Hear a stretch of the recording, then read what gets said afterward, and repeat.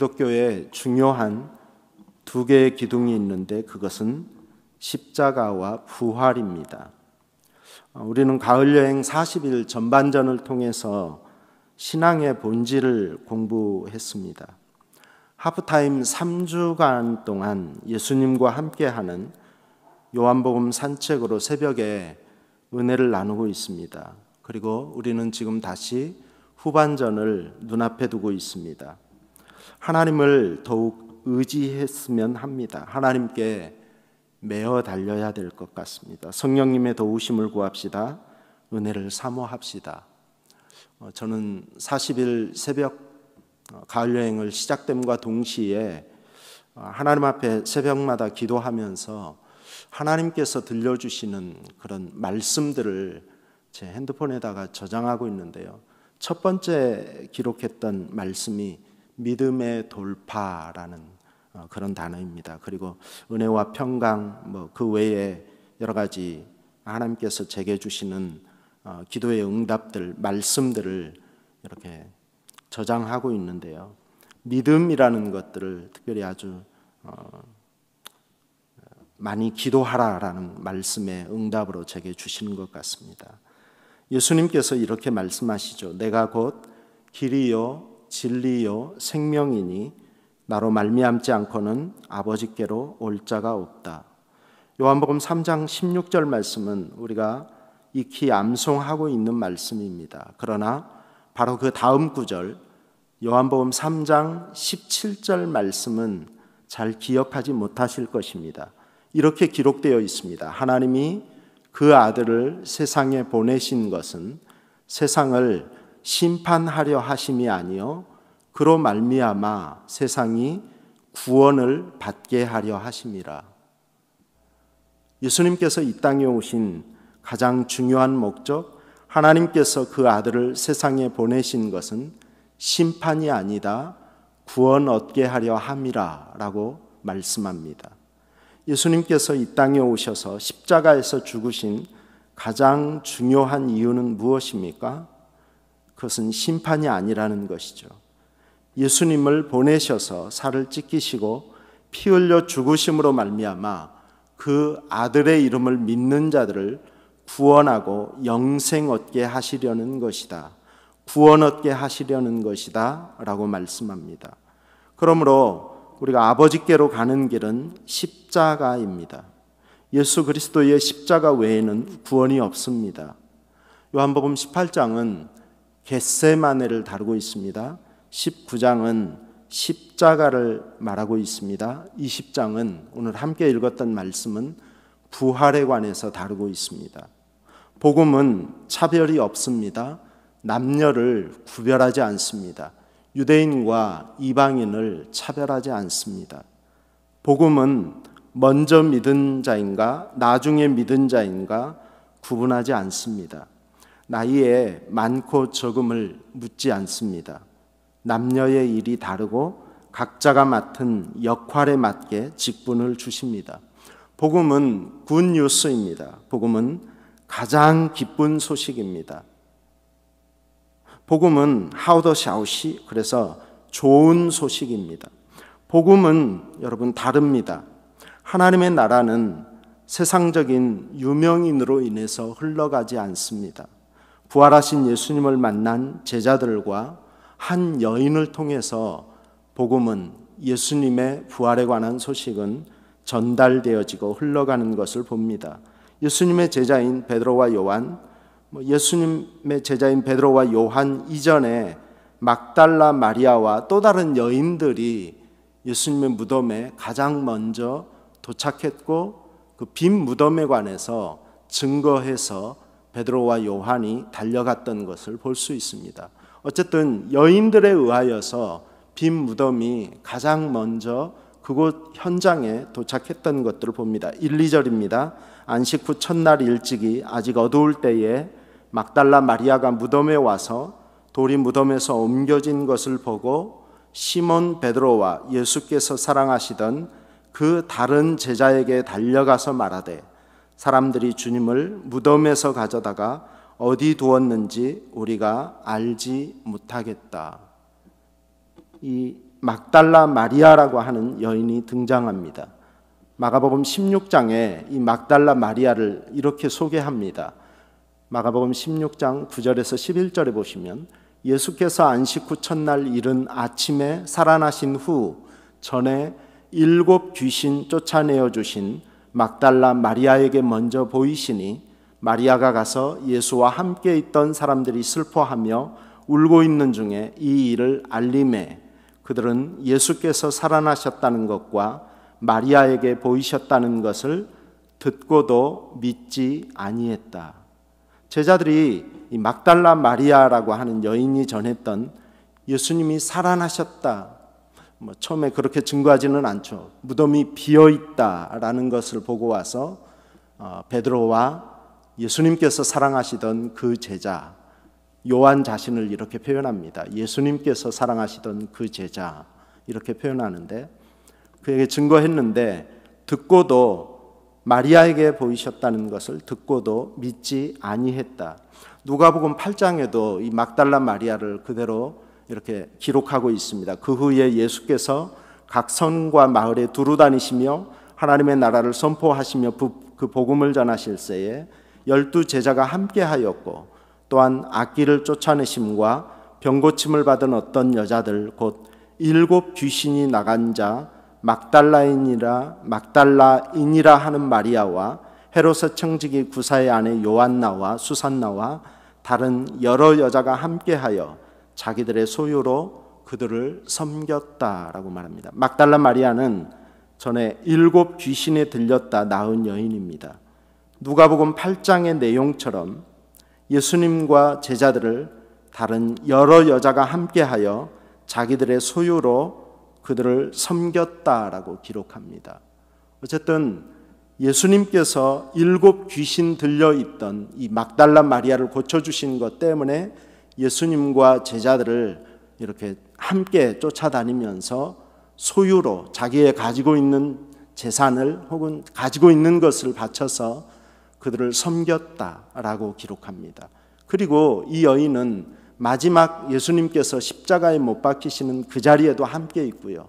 그리고 또 무덤에 갇히는 그때에도 함께 있고, 또 그 다음 날 혹시 이렇게 시신에 무엇인가를 할 향유로 이렇게 바를 일이라도 있을까 해서 안식 후 첫날에 가장 먼저 또 그 무덤에 달려갔던 여인도 막달라 마리아입니다.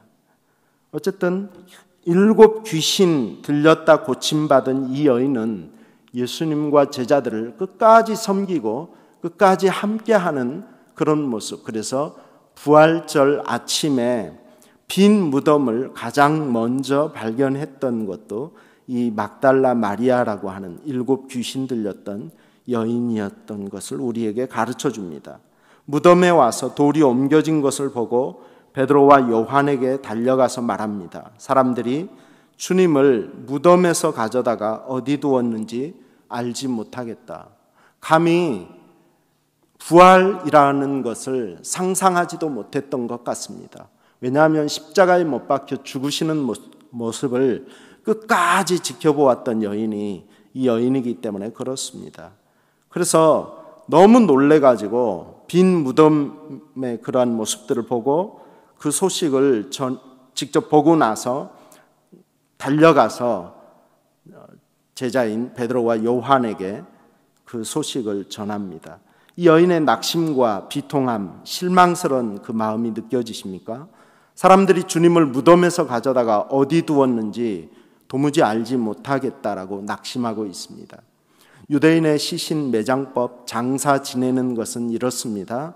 머리가 동굴 안쪽으로 향해 있고 발이 문 쪽으로, 즉 이렇게 막혀 있는 돌문으로 막아놓고 있는 그 바깥쪽으로 발이 향한다고 합니다. 세마포는 하나로 온몸을 감싸기가 번거롭다고 합니다. 그래서 유대인들은 머리를 세마포로 이렇게 하나 감싸고 그리고 몸 전체를 또 다른 세마포로 이렇게 감싼다고 합니다.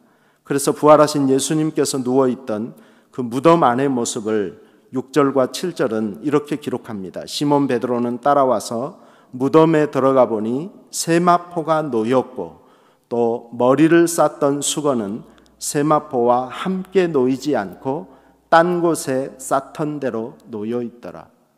나중에 두 천사가 나타나서 예수님의 머리, 즉 세마포가 놓여 있던 그 머리에 있던 방면에 한 천사가 앉아 있는 것을 볼 수 있고, 예수님의 그 발편에 또 다른 천사가 앉아 있는 것들을 볼 수 있습니다. 머리를 쌓던 수건은 세마포와 함께 놓여 있지 않고 딴 곳에 쌓던 대로 그대로 놓여 있고, 부활하신 주님은 그 머리와 몸을 쌓던 두 무더기의 세마포의 흔적만을 그대로 남겨둔 채 무덤 안에서 사라지고 없었던 것입니다. 두 제자들은 와서 눈으로 직접 확인합니다. 요한이 나이가 젊어서 요한이 조금 더 먼저 그 무덤에 도착했지만 감히 그 무덤 안으로 들어가지 못하고 있는데, 베드로는 비록 달리기에서는 좀 나이가 들어서 조금 늦게 왔던 것 같지만, 베드로는 그 무덤 앞에 도착하자마자 요한처럼 밖에서 지켜보지 않고 무덤 안으로 바로 들어갑니다. 그리고 살펴봅니다. 무덤은 비어 있습니다. 세마포만 놓여 있습니다. 확인하고 아무것도 다른 것들이 없다라는 것들을 알고 자기들의 집으로 돌아갑니다. 그런데 이 여인은 홀로 남아서 그 빈 무덤 밖에 서서 울고 있습니다. 두 천사가 무덤 안에 나타납니다. 천사들의 위치를 11절 12절에 이렇게 기록합니다. 마리아는 무덤 밖에 서서 울고 있더니 울면서 구부려 무덤 안을 들여다보니 흰옷 입은 두 천사가 예수의 시체 누였던 곳에 하나는 머리편에 하나는 발편에 앉았더라. 흰옷 입은 두 천사가 예수의 시체 누였던 곳에 나타납니다. 어디와 어디예요? 머리편에, 즉 동굴의 안쪽에, 다른 천사는 발편에, 동굴의 바깥쪽에 앉아 있습니다. 천사들이 이 여인에게 묻습니다. 여인이여, 여자여, 어찌하여 우느냐? 13절 이하에 보면 천사들이 이르되 여자여 어찌하여 우느냐 이르되 사람들이 내 주님을 옮겨다가 어디 두었는지 내가 알지 못하겠습니다. 이 말을 하고 뒤로 돌이켜 예수께서 서 계신 것을 보았으나 예수이신 줄은 알지 못하더라. 예수께서 이르시되 여자여 어찌하여 울며 누구를 찾느냐 하시니 마리아는 그가 동산지기인 줄 알고 이르되 주여 당신이 옮겼거든 어디 두었는지 내게 이르소서 그리하면 내가 가져가리이다. 예수께서 마리아야 하시거늘 마리아가 돌이켜 히브리 말로 라보니 하니 이는 선생님이라는 말이라.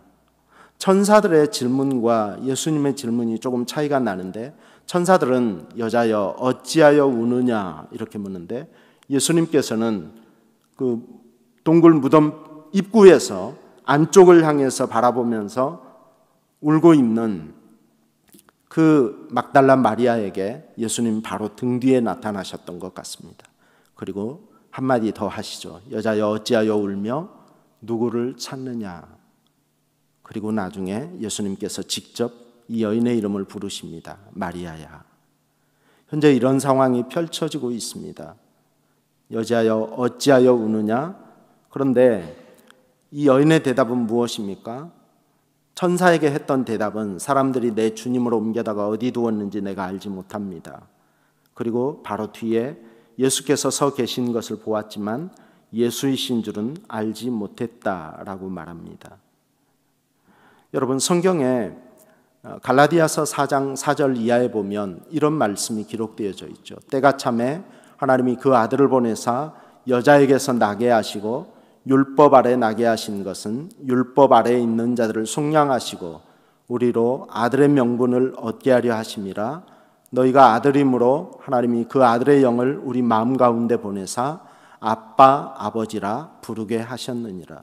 요한복음 20장 후반절에도 가게 되면 예수님께서 제자들을 향해서 처음 쓰는 단어가 등장합니다. 그 단어는 바로 내 형제라고 예수님께서 부르십니다.